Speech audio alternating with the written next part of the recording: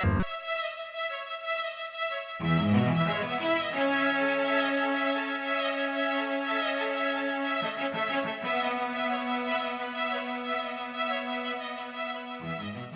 have always wanted to be the first person to walk from the northernmost point of the United States, located at Point Barrow, Alaska, to the southernmost point of our great nation in Key West, Florida. Finally, in 2006, I got my opportunity.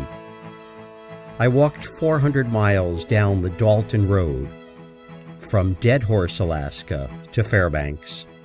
The next summer, I walked the Alaska Highway to the border with Canada, and in successive summers walked across the Yukon and through British Columbia. I then wobbled across the far west, from Washington, over the Rocky Mountains, all the way to Wyoming. Then I trotted through the Midwest, including Nebraska and Missouri. In the meantime, I returned to Alaska to tackle Point Barrow. I walked across the frozen Arctic Ocean, where temperatures were 60 below zero. Undaunted, in 2013, when it was a little warmer, I walked 730 miles up the Florida Historic Trail, from the Everglades all the way to Tallahassee. Then I entered Dixie, walking across the great states of Alabama, Georgia, Mississippi, and Arkansas. I had to return to Alaska twice more before I finally conquered the tundra and the polar bears. Am I tired? Well, of course.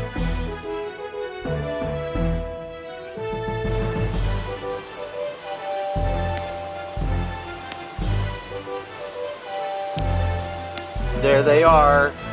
There they are. We got to get past them. Got to get past them. Well, this is one of the splendors. Walking on the Florida Trail. Here's a big gator. You just stay there, buddy, and I'm okay. Making a lot of noise. Guess he's in charge around here. Notice the beautiful countryside here. A lot of little calves around. So I guess that's what it's all about. Well, sure taking his time here. Hello from Montana. This is what I call a bird attack. These birds are all over. This is where they nest. Under the highway. But they keep coming out. So, gotta do my best. There they are. They're protecting their turf.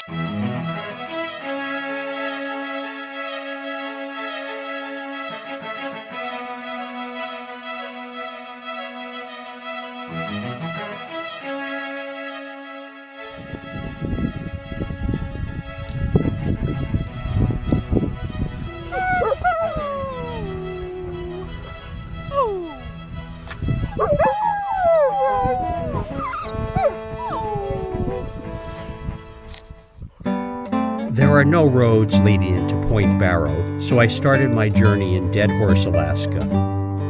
I followed the Alaska Pipeline for 400 miles along the Dalton Road, ending in Livengood, just north of Fairbanks.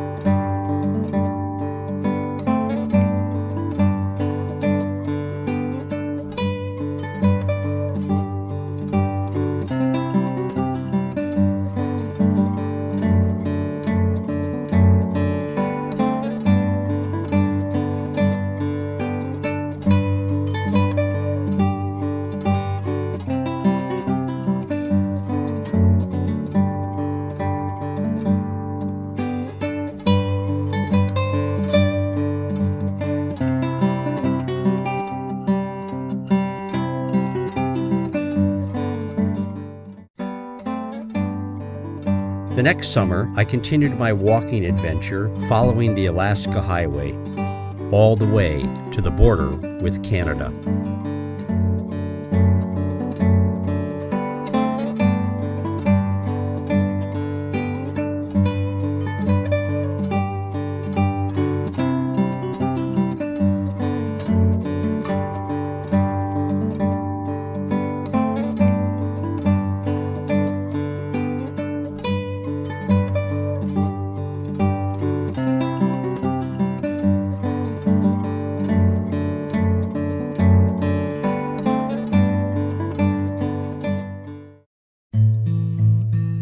May of 2008, I saw an opportunity to complete a Florida portion of my route and entered the Keys 100-mile race, which started in Homestead and headed to Key West.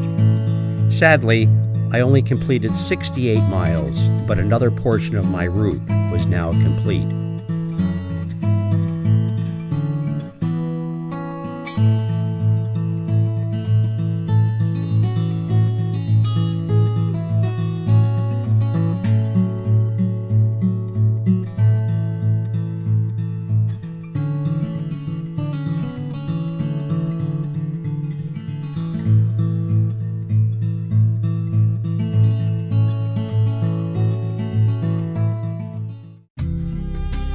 That summer, I entered the Yukon and often greeted by First Nation Aboriginal people who walked all the way to British Columbia.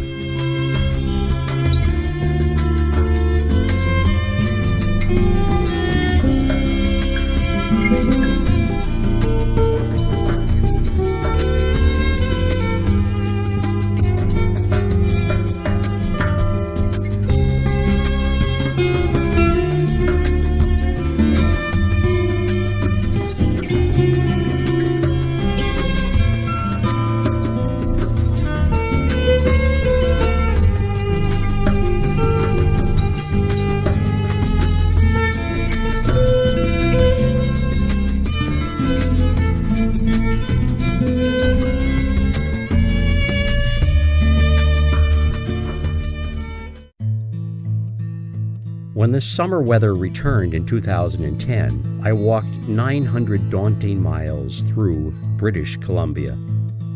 I was tired, and the bears were plentiful.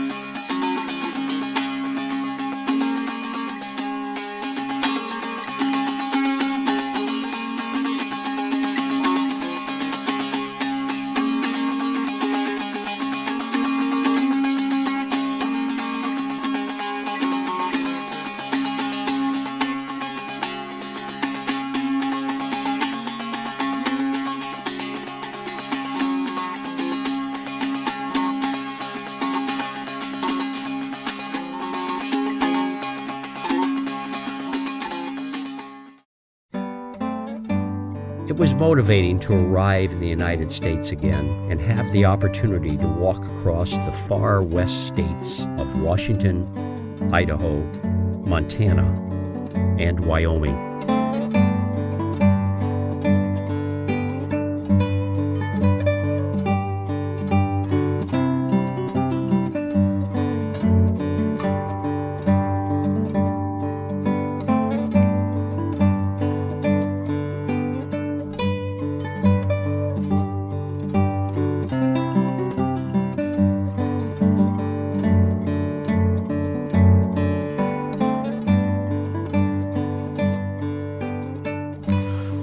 Here we are at Ross Lake in the early morning. The sun is just about to rise. These are little boats, canoes, and there's my cabin right there. Well, I'm walking through the woods near Ross Lake. Started up at Hosamine, trying to find my way down the trail. I have to admit, it's pretty exciting. It's pretty deep woods, as you can see here. Got to keep an eye out for the black bears. They say there's not many grizzlies here, which helps me a little bit. But I keep moving along the trail. It's absolutely beautiful. As you might be able to tell, the leaves are changing. This is fall in very northern Washington state. No one else around at this time of the year. In the summertime, there's lots of people coming through here. Fortunately, I'm alone. I mean, that has its advantages and its disadvantages. The advantage is solitude. The disadvantage, of course, is you're just out here. Little sunshine coming up here after 2 hours and 45 minutes out. Have to cross these rocks though. Figure out what to do here. Step down, step down, step down. Oh yeah, all my Boy Scout training coming in handy here. Step over, step down to another one.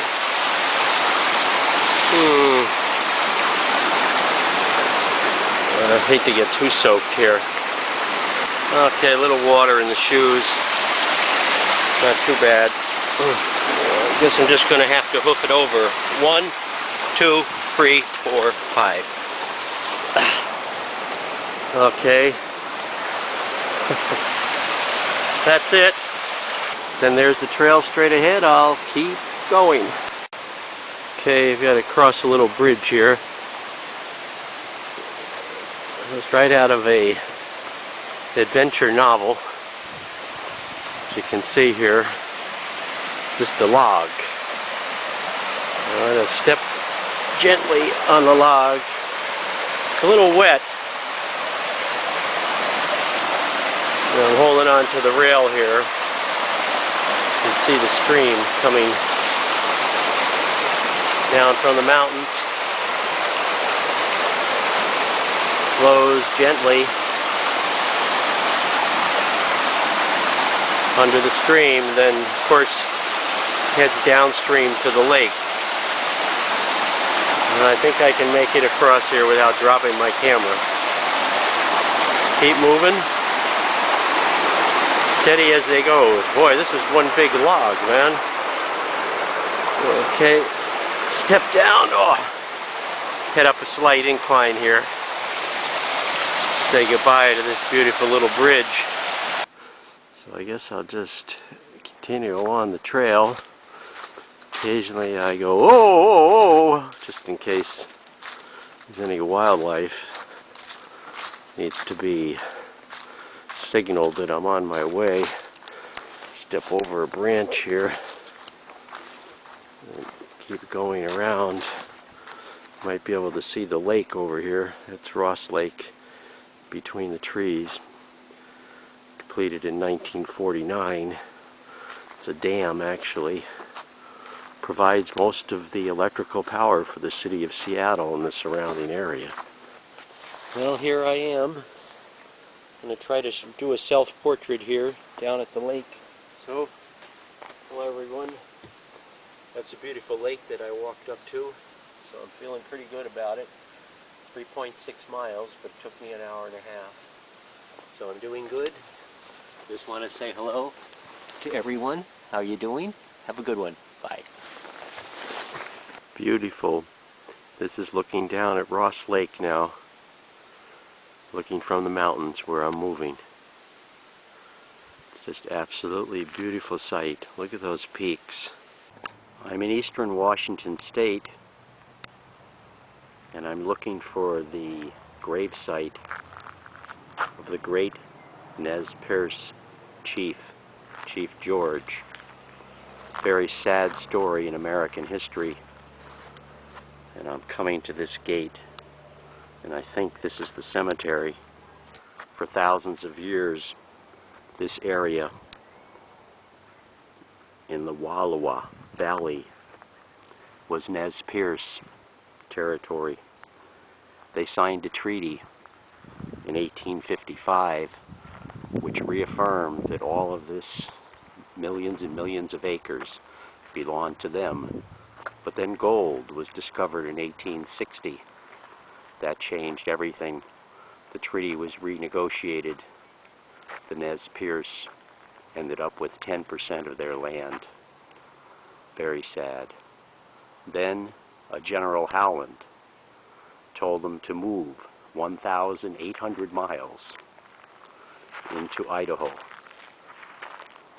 800 brave men and women crossed the Rocky Mountains, endured the winter. Then a small band of braves attacked some white settlers. They were so frustrated. And the army pursued the Nez Perce. Chief George was their leader.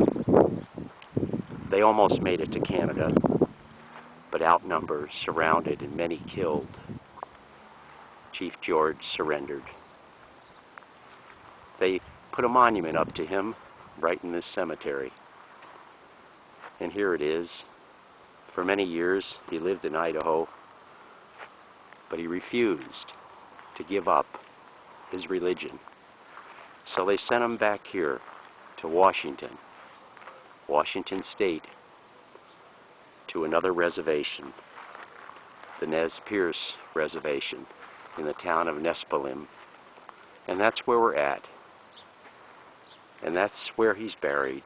You can see thunder rolling in the mountains. People still come and pay a tribute to this great chief. Here he is in true life. This was 1905 that this monument was made. At that time, they recalled the words of the great chief. And he said, "From this day forward, as the moon shines, I will never fight again." Well, it's Memorial Day weekend, 2011, Saturday, May 28th, eastern Idaho. I'm going upriver.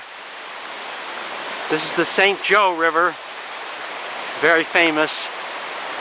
It's up near flood stage now. 100 years ago they used to run logs down this river, and they came from these forests over here that are all now overgrown again, thankfully. Lots of pine trees. There was a time the homesteaders were here. They were given plots of land, were allowed to cut down their trees. Unfortunately, they couldn't get it from the mountain down to the river. Hauling the logs was the toughest part so that they could sell them.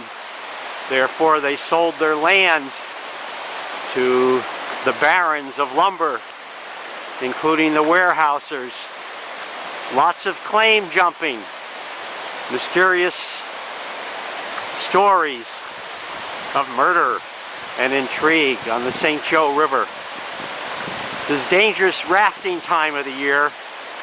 Not bad for walking. The only problem is this is bear hunting season. Up in the mountains, those hunters are looking for bear. I hope they don't mistake me for one on the St. Joe River. Welcome to Montana. It's Memorial Day 2011, May 30th. As you can see, there's still snow on the ground. I'm going up, or coming back from Gold Pass, where's the border between Idaho and Montana. Yesterday I had a very, very difficult climb up the Idaho side, and today had to drive almost 200 miles to get to the Montana side so I could hook up this road which is closed. It's been pretty exciting. Coming up that mountain in Idaho, I give it a 7 on a scale of 1 to 10 for difficulty, with the 10 being going across 150-foot sand dunes in the Sahara Desert. But this is what Montana looks like. I'm in western Montana, about 100 miles west of Missoula, and near the small town of St. Regis. St. Regis was founded by a missionary who ministered to the Indians. And down here I want to show you the permafrost. It's very, very hard earth. Even after the snow melts, I don't know whether that will ever become soft. Again, it's May. They tell me the pass may not open until July. Good morning. It's about 6:30 a.m. It's a little chilly today. I'm walking through the crust area of Yellowstone. This thermal activity here is absolutely spectacular. September 3rd, you can see as I walk up this bridge, it's already icy. You can hear the mold and water. It's just spectacular. As we walk our way through, you can smell the sulfur. It's really terrific. Just absolutely engaging. Have to be careful not to step down on this crust, or it could be a disaster. You could get scalded very badly. So I'm going to keep on my march with my bear spray handy in the early morning, just in case we should encounter some wildlife. And with that, as we pan around, I'll say good evening and good night from the smoky Yellowstone. Hello girls, I'm here visiting Osolomia. Yes, this is Papa too. There I am. Now Osolomia is about to come, so you know who she is. Osolomia, hace la pata fría a la pizzeria, a Maya Isabella, yo te quiero, yo te quiero.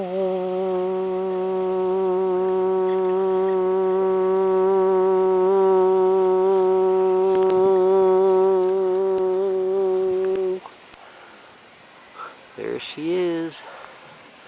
That's my friend. That's Osolomia. See her shooting up into the air. Isn't she beautiful? What do you think, Isabella? What do you think, Maya? Beautiful to the world. See here? Yes, beautiful to the world. Well, welcome to Butte, Montana. These big rigs are used to dig holes so that the miners used to be able to get down and find copper, and before that silver, on this part of the richest hill in the world. It's June 10th, I repeat, June 10th, and it's snowing. We're at 4,900 feet, but even I was surprised to see the snow up here. So I'm just going to keep plugging along through the grass. Unfortunately today I have to hit the Continental Divide, which is going to take me up another couple of thousand feet. I hope the road isn't closed here in mid-June, just a few days before Father's Day. But there's a certain beauty to it all. This used to be a very rich country. Now with the copper and silver basically gone, they rely on tourism. Have a great day. I hope the snow ends. Well, it's warmed up a little bit. And now I'm coming down through a spectacular canyon. Just absolutely beautiful. These granite walls seem to extend up. Unclimbable. If you're a rock climber, this is your space. Wow, it's just fantastic. About 15 miles east of Yellowstone and about 30 miles from Cody, Wyoming. Fantastic countryside. Now, if this were a little warmer country, there'd be rattlesnakes. So I don't know quite where they're at, but I'm still looking out for those creatures which we call bears. So, and I have my bear whistle just in case, which I blow every so often. Goodbye for now. I'm coming up a big hill, Wyoming. Out there somewhere, those antelope. I don't know whether you can see them. They're straight ahead. Small herd, about 6 of them. Bushy tails. I Looks like there's some gas up there at the top of the hill. There they go running. Have to look careful to see them. They just keep running on ahead of me. So I'll see if I can find them up here. There you go. This is the hill I'm climbing. There she be. Not that bad. About 50 degrees today. So I just keep rolling along.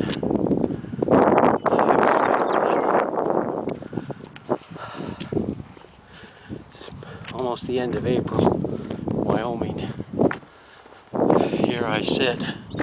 That's how I look as I walk along. I know I've been huffing and puffing, but I'm coming to the top of the hill. Those antelope are still running. There they go. I arrived in Point Barrow, Alaska in the winter of 2009. Wind chills were at 60 degrees below zero, and the wind gusted up to 40 miles an hour. Nevertheless, I made my way with a guide across 42 miles of the frozen Arctic Ocean, but had to return when the guide's vehicle broke down.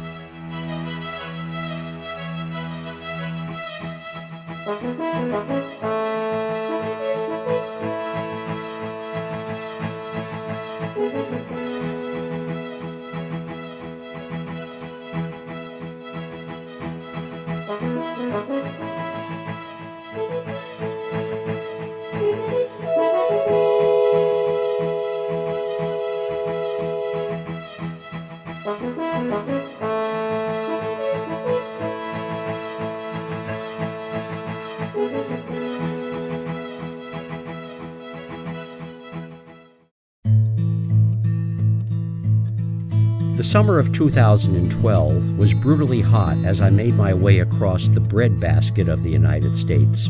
But there I was in Nebraska as temperatures reached 108 degrees.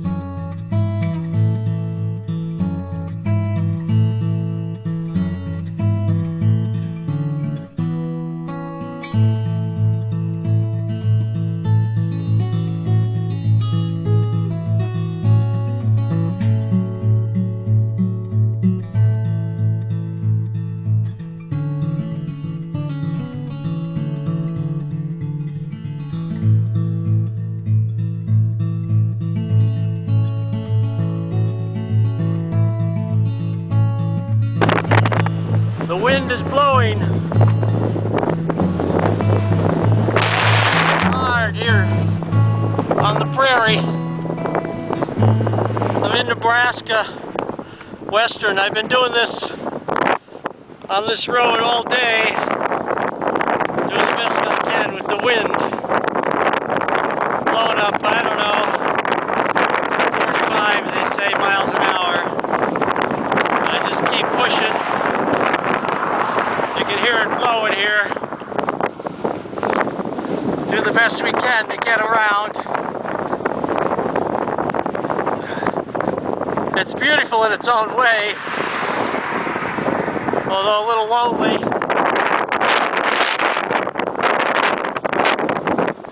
No crops here, it must be cattle country.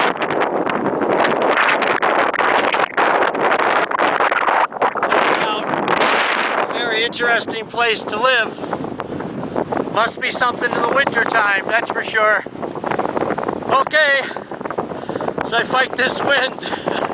Goodbye. This is Boot Hill, known for all the Western folks. Oh, might be buried here. I'm gonna be heading up here now. See what's going. We go up these steps. I guess they didn't have the steps in those days. Come up to the cemetery. There we are. It says Boot Hill. I don't know who's buried here, but we got to go find out. There's an old cowpoke up there. Just keep going around. Okay, wow. Pretty interesting, isn't it? I'd like to go to Boot Hill. Never know. They said a lot of the people buried here were buried with their boots on. That's why they called it Boot Hill. Many of them were just unknown. So here's a mother and daughter, first to be buried in Boot Hill, they say. Miss Lily Miller, 1780s, I guess. Keep going around here. Here's an unknown in Boot Hill. 1885, whatever that folk was. 1887, unknown grave. Unknown grave. Oh, there's a big cowpoke. Hello there. Wow, Boot Hill Cemetery.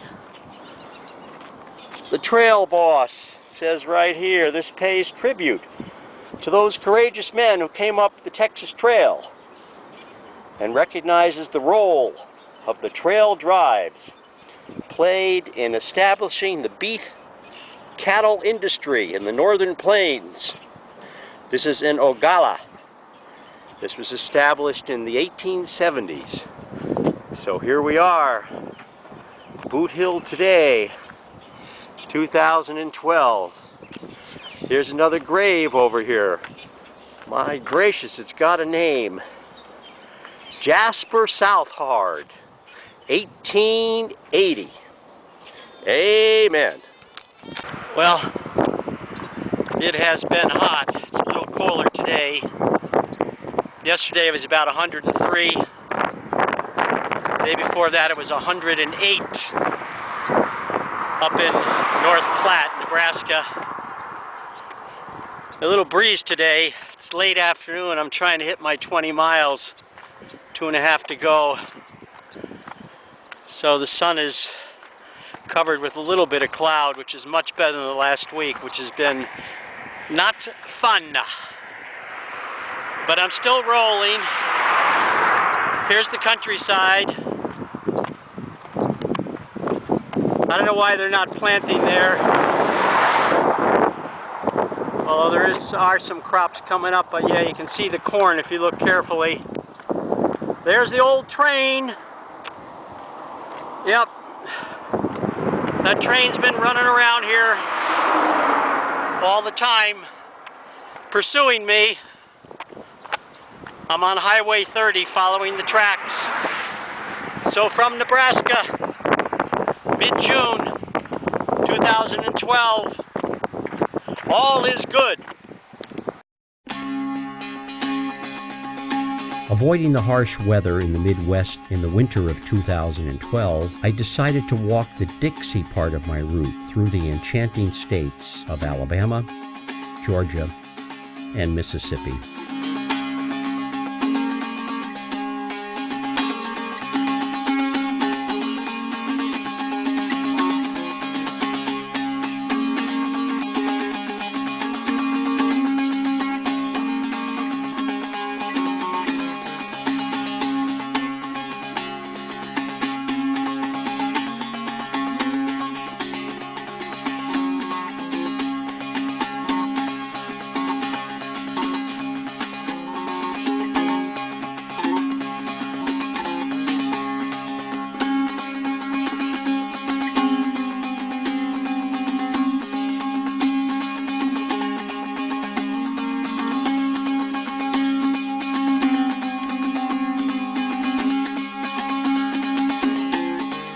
Here we are, Civil War town, Bainbridge, Georgia. Very famous in the South are these Civil War heroes. Here we are, dedicated to a Confederate soldier. Bainbridge Volunteers, organized 1859. This little park is dedicated to them. This part of the U.S., Civil War is never forgotten. So here we are. There's Liberty Bell over there as well. God bless America, I guess we say. Okay, I'm here in the Waffle House. This is the, what do we have? The 29th? 29th of March 2012. We're going to get it right here somehow. There in the middle is Sergeant Major Casey, and that's John Henley. Huntley, sorry, Huntley Brinkley, John Huntley. And Janie Richards. Yes, and Janie Richards now, she is a former combat engineer, built the roads in Desert Storm, and so we all have something in common. Now, Sergeant Major, what did you do? I was air traffic controller. Air traffic controller, wow.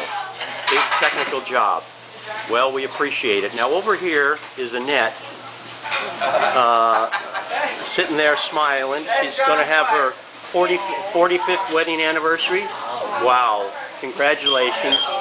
So I think we've got it all, and I just hope this little camera works. It says it's all charged up. Oh yeah, from Enterprise, Alabama, in the Waffle House. There you go. Hello again from Alabama. Well, for the first time in 4 days, I'm now between Troy and Fort Rucker at Enterprise, Alabama. And believe it or not, it's reasonably quiet. There are a few cars, but during the last 4 days there's been all this traffic on Highway 84. So I really need to stay focused. Here, there's not a big shoulder on the road, but I can still find my way without too much trouble. I've been walking on the grass, as you can see here, so it gets me by anyway. Nice section of road. I'm coming up to Enterprise, where I'll be picking up a lot of town traffic. That's where Fort Rucker is at. So it's kind of interesting rolling around here. Up on top of this ridge, there's a church everywhere in the south and a high school. But everywhere in the south, when you come up on a ridge, even in lonely areas like this, you seem to come by a church. So I guess worshiping means a lot here. Okay, bye-bye. Just wanted to say hello from old Alabama.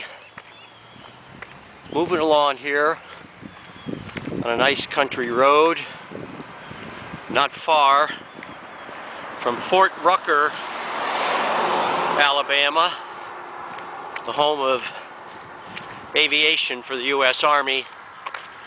Lots of helicopters there. Reminds me of the Vietnam era, of course. Gives me something to think about as I roam around the road here.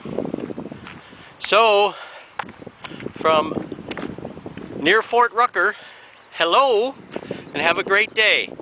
In the winter of 2013, I decided to walk the challenging Florida Historic Trail and finally made it in several segments, all the way from the Everglades to Tallahassee, Florida.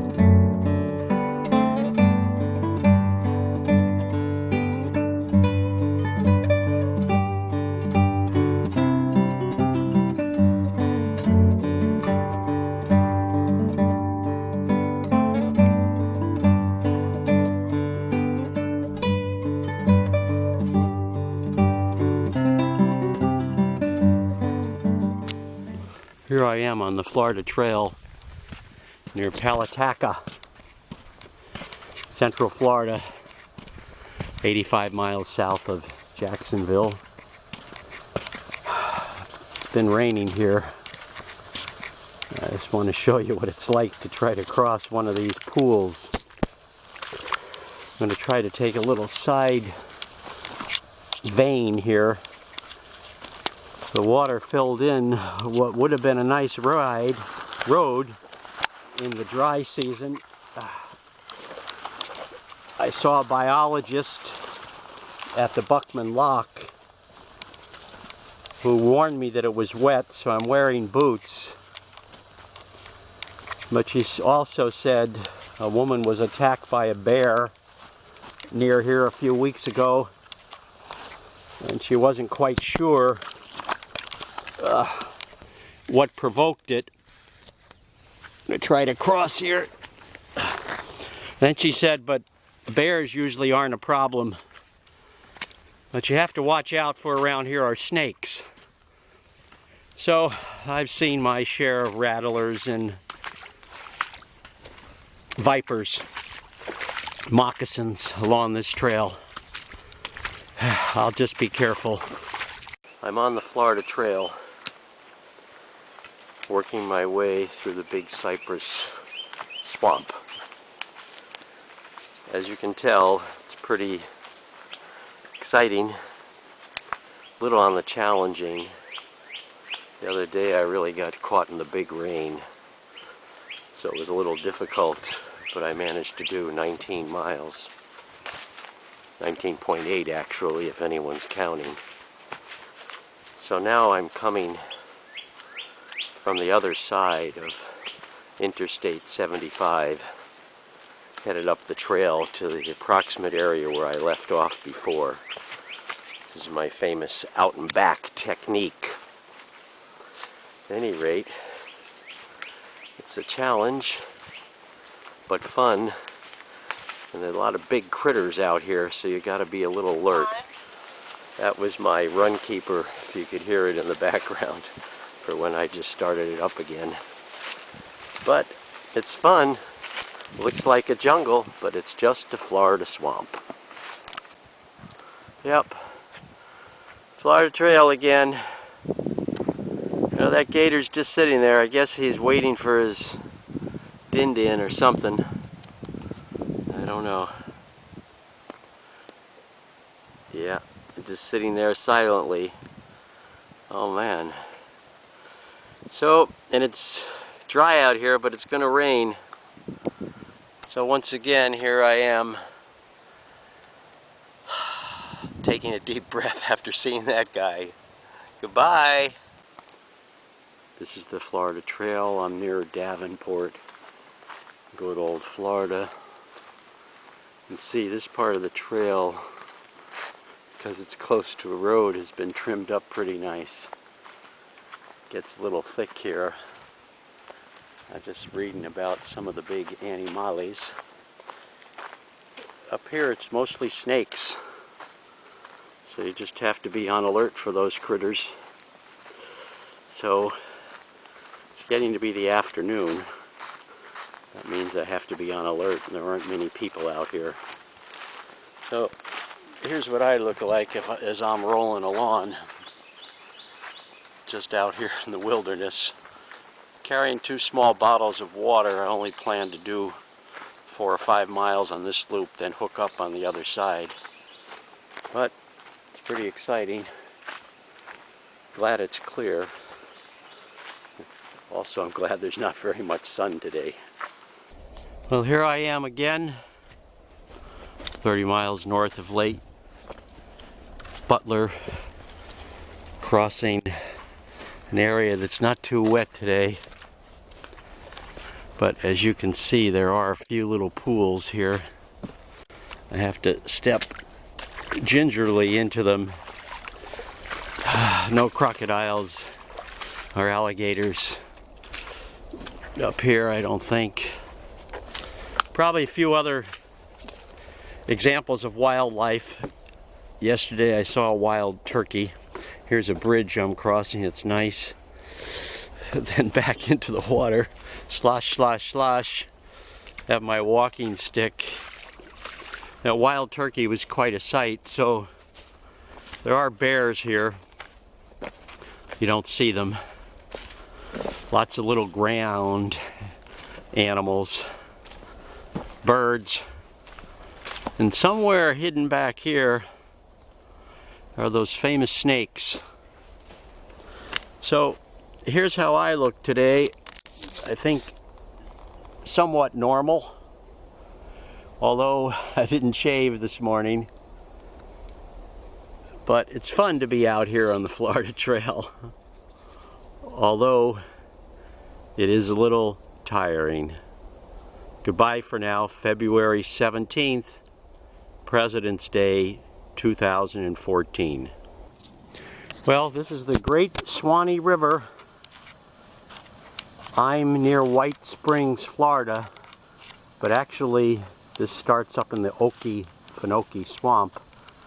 Florida Trail goes right by the river. Sorry to tell you, the river is infested with alligators. So there's no swimming, but you do have to be a little careful as you walk along here. It's a pretty narrow trail. And what I worry about most is just having a little bit of fatigue. You know, when you get tired, you kind of lose focus a little bit.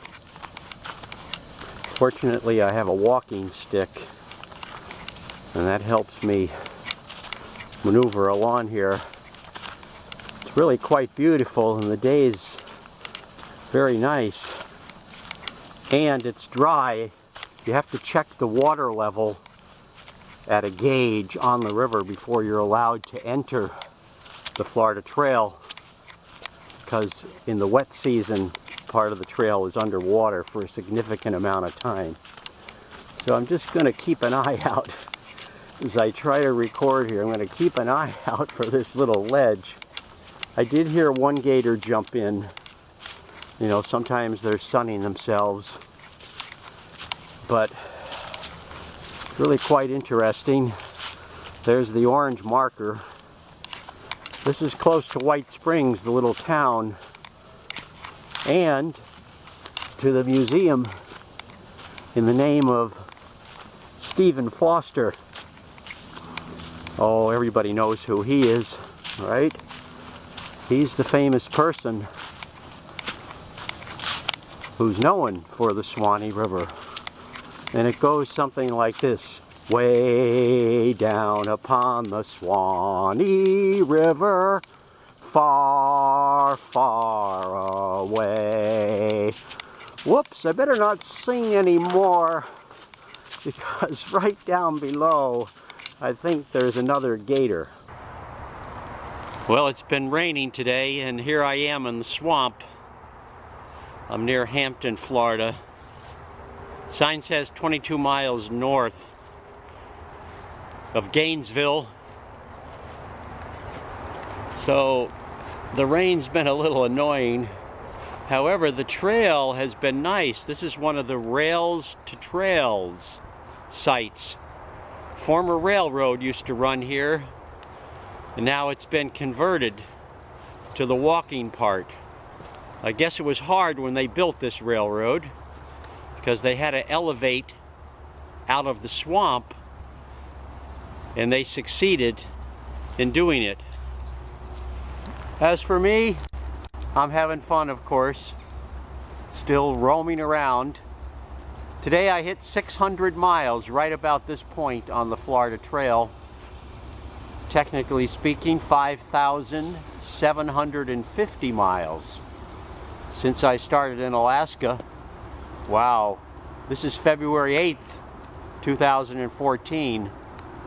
That was July 2000 and, oh my gracious, 6? Well, anyway, from the swamp, I want you to all enjoy it. And if you ever have a chance, make sure you take time to wander through the Florida Trail.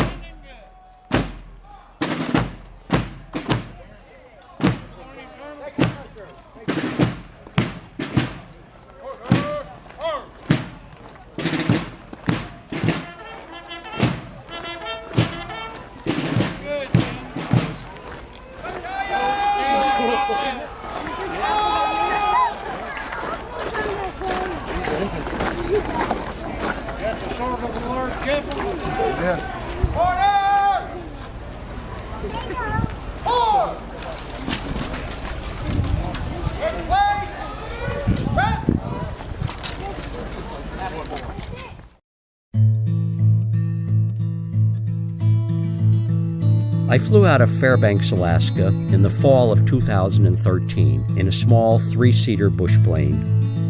Unfortunately, bad weather prevented us from arriving at the Arctic Ocean, and I ended up walking through the challenging Anaktuvuk Pass.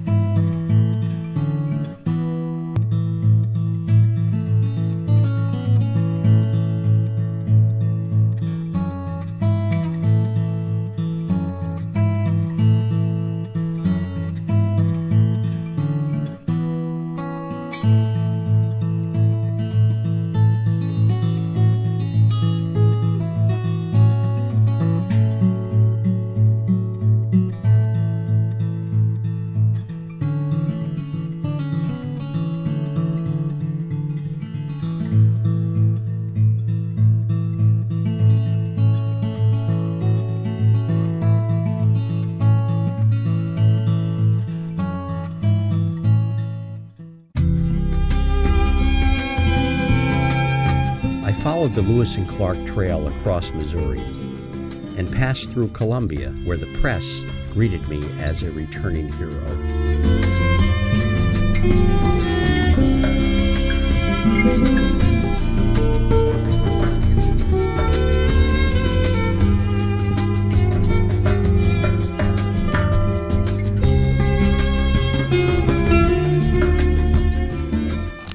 Well, it's early morning. I'm in Nebraska, but close to the Missouri River and the Missouri border. Early September 2012. Just want to give you a feel for what it looks like in the early morning. A lot of fog today around the river. Of course, for me, I'm almost awake, enjoying myself, getting ready to move on, and as always, I have my cup of coffee here. This keeps me moving. Yeah, it's going to be good. So now there's a car coming up the road. These dark roads, you have to be a little careful. But I'm all set to go. So I work my way down to Florida. And goodbye from almost the Missouri border. This is a tale of two fields across the street from each other. Notice how dry this one is. Guess there's no irrigation. But in this little town of Craig, Missouri now, look at over here. Look at that beautiful crop. At least on the outer ring here, it's all green. Very lovely. So I guess there must be water somewhere. It's also higher. Looks like about 6.5, almost 7 feet compared to the smaller ones here. Wilting on the vine, but there's still some corn. There she blow. Here's the corn piece right here. Ah, it doesn't look that bad. Well, here we are in Missouri. I've crossed the Great Missouri River. It's a hot day here. Done about 15.5 miles, so I'm getting on the little weary end. But still plugging along, enjoying all this beautiful corn. Welcome back. You might be familiar with the saying, you don't know a man until you walk a mile in his shoes. But what about 4,500 miles? KOMU8's Drew Brackett explains how one man is experiencing the journey of a lifetime. Tom Kline has experienced the extremes, from being in 60 below zero weather in Alaska to hot and muggy swamps in Florida. He has done all of this while walking across the United States. Kline earned his master's degree in industrial engineering from Mizzou in 1968. He went on to have a career in medicine. Kline later retired and wanted to do something nobody had done before. Walk from the northernmost part of the United States to the southernmost part. Kline says he is doing it to raise awareness for malaria. There are many technologies that we can deploy to eliminate malaria. So that's the primary reason I'm doing it. If we eliminate malaria, just think of all the mosquito-borne diseases that we can eliminate. Kline started his walk in 2006 at the northernmost point of the United States in Point Barrow, Alaska. Now Kline is walking all the way to the southernmost part of the U.S. to Key West, Florida. So far, Kline has walked about 4,500 miles and has about 900 to go. Kline is walking in stages and not just straight through. You can do something like this and still have a life. You don't have to drop out and carry a big backpack and disappear from the family or from your work commitments or from your investments. You don't have to do any of that. You can do it one step at a time, I like to say. But when he's not with family, he is walking and averages about 20 miles a day. He says it can be tough at times, but he knows he can do it. I've always been a walker, and you can do anything. This walk is a perfect example. I may not be fast, but if I can be persistent, I'm sure I can complete it. Kline has walked all but about 70 miles of the journey alone. He says he uses a technique he calls leapfrogging. I park my support vehicle, usually a car, then I walk out 3 miles. Then I come back to the car, 3 miles, which is a total of 6. Then I drive 6. And I keep a meticulous log to the 10th of the mile, so I always know where I'm at. But the best part about walking in so many different places are the people that you meet. You know, I've seen a lot of wildlife. I've encountered many bears, 20 or 30 of them in British Columbia and coming across the Yukon, grizzly bears, moose, alligators in Florida, rattlesnakes, pit vipers, the whole thing. But it's really the people that you meet. For now, Kline will continue walking and be the first person to do a walk of this kind. Drew Brackett, KOMU8 Sports, Boonville. And a Mizzou graduate at that. Drew, thank you. Kline says he has about 900 more miles to walk and plans to finish sometime next year.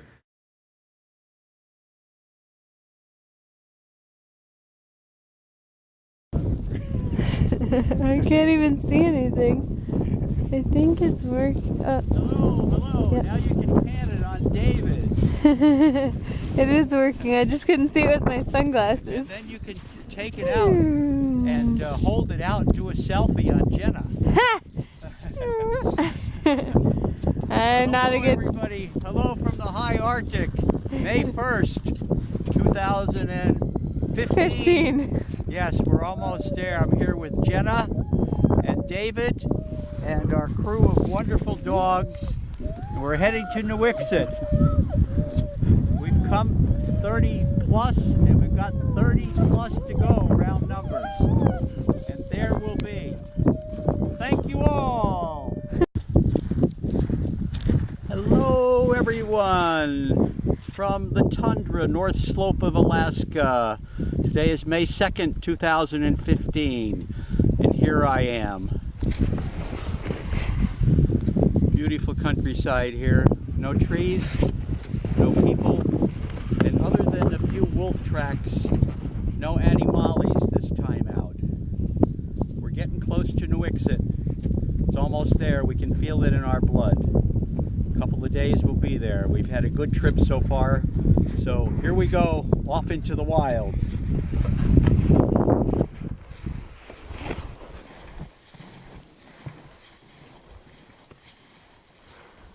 Well, this is the tundra, North Slope of Alaska, May 2nd, 2015. As you can see, there's absolutely nothing here. It's day 6. I've been trying to make my way the 75 somewhat lonely miles to the small town of Nuiqsut. Then from there I'll have another 10 miles and I will have completed all of Alaska. But it's pretty barren out here. Fortunately, those tracks are of a dog team that's with me, helping me along. Here's my ski poles. Nothing around. Haven't seen any people in 6 days. Just passed some wolf tracks, and those wolf tracks were following the white Arctic fox tracks, which were following a ground mole tracks. So there is some things to think about and to look at out here on the tundra.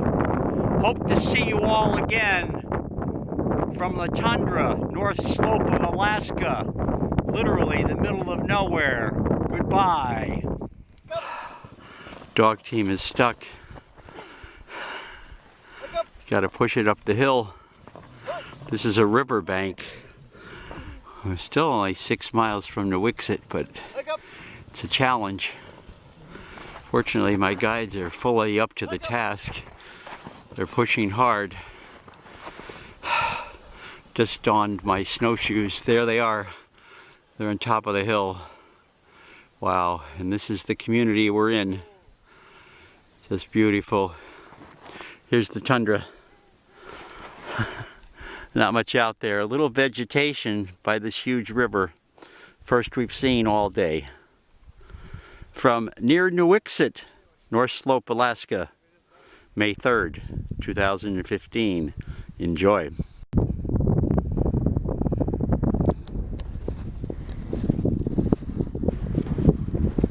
Niwixit, finally, 8 days. Here we are.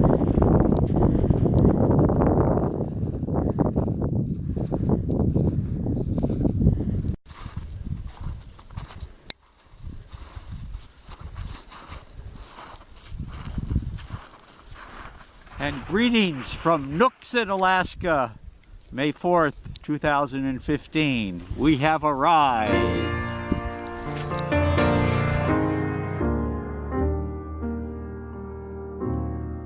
Here I come. I can feel the exhilarating feeling. Key West is just around the corner. It's been 6,500 miles. The end is finally here. This is the Dream Walk finale. Here I am. It is the 14th of November, 2015. Key West is that way. If I can make it when the sun comes up, there we will be at the southernmost point in the United States. And it's been a great trip. 6,504 miles. Thank you all.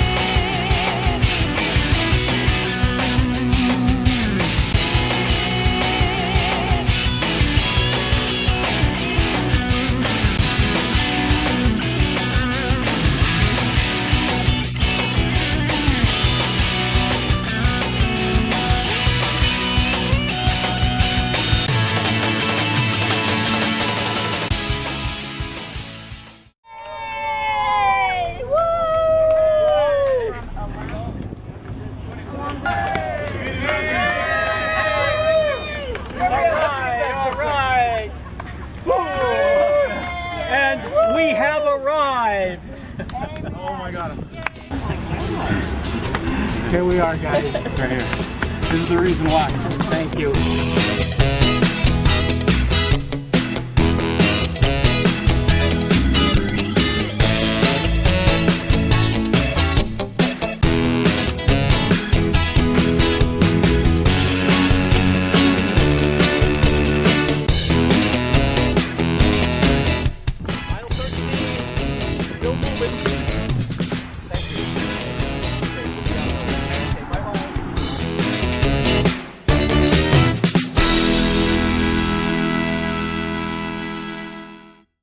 Okay, so I've reached the southernmost point in the United States. question is, what comes next? About all I can say is I want to head that way. Find an island, find a continent, find some people, and keep on walking to try to wipe out, as you know, malaria. Let's end this disease. We can do it. Thank you.